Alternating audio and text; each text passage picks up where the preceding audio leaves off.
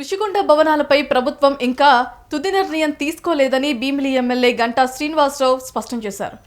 MBC కాలనీలో నివాసంలో media సమావేశంలో గంటా మాట్లాడుతూ మ్యూజియం, ఆధ్యాత్మిక కేంద్రం, రిసార్ట్స్ తదితరులకు ఈ భవనాలను ఇవ్వాలని వివిధ సంస్థలు ప్రతిపాదించాయని తెలిపారు. ఏడాదిన్నర నుంచి నిర్వహణ లేకపోవడం వల్ల కళ్యాణ్ ప్రత్యేక దృష్టి సారించారన్నారు. బీజేపీ ఎమ్మెల్యే విష్ణుకుమార్ రాజు చెప్పినట్లు స్థానిక ప్రజా ప్రతినిధుల అభిప్రాయం తీసుకున్న తర్వాతే ఋషికొండ భవనాలపై ప్రభుత్వం నిర్ణయం తీసుకుంటుందని పేర్కొన్నారు. సింహాచలం ప్రసాదంలో నత్త ఉంది అంటూ ఒక జంట సోషల్ మీడియాలో ట్రోల్ చేసిన విషయాన్ని సీరియస్ గా తీసుకుంటామని, నిజం లేదని తేలితే వారిపై పోలీస్ చర్యలు ఉంటాయని హెచ్చరించారు.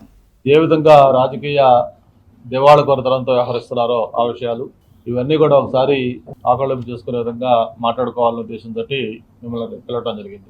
ముందు ఏదైతే ఎన్నికలకు ముందు కూటమి ప్రభుత్వం ఏర్పడక ముందు ఎలక్షన్స్లో 3 పార్టీల కలయికతో కలిపి ఎన్నికల మేనిఫెస్టో రిలీజ్ చేశారు.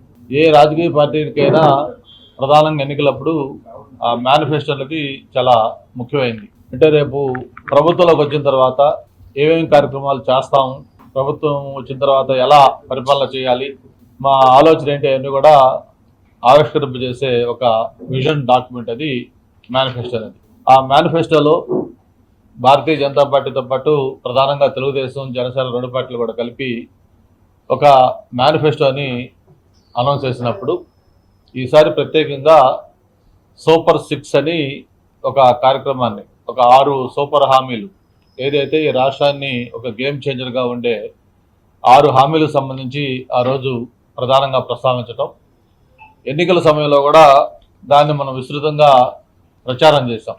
సూపర్ 6 ఈ కార్యక్రమాలని.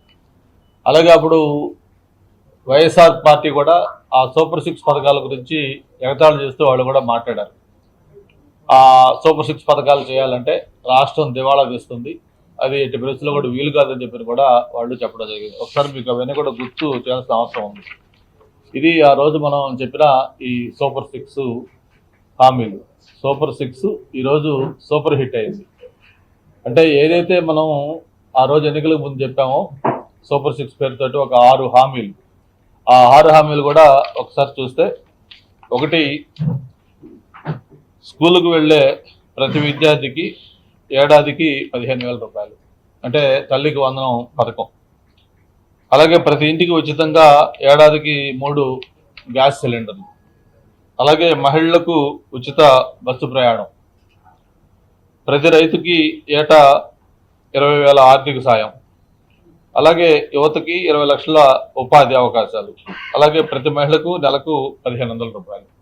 ఇందులో 6 హామీలు స్పష్టంగా మేము ఎన్నికల సమయంలో మనం ఇంటింటికి కూడా తిరిగి ప్రచారం చేశాం.